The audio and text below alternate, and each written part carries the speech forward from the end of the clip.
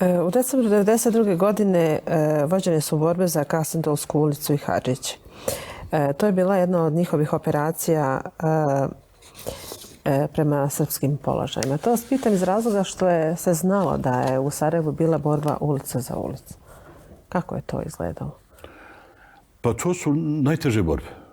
Najteže borbe iz ovih novih sukoba sa prostora bivše Jugoslavije. Najpoznatije su borbe za naseljeno mjesto, su borbe u Vukovaru. A evo, sad treba samo pretpostaviti, zamisliti koliko je to teško za neobučeno ljudstvo. Na početku sam govorio o jedinici kojoj sam pripadao i koja je rasformirana i koja je jedina u svom planu i programu borbene obuke i vaspitanja imala borbu u naseljenom mjestu.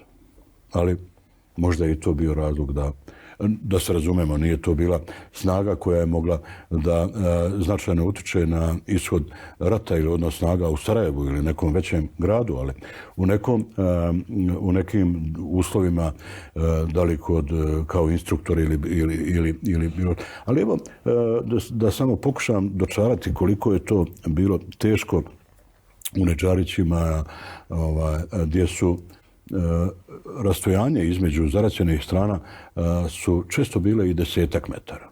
I onda imate takvu nebuloze od strane tužioca i tužilaštava da kažu da je sa te razdaljine neko snajperskom puškom djelovao tamo po suprotnoj strani.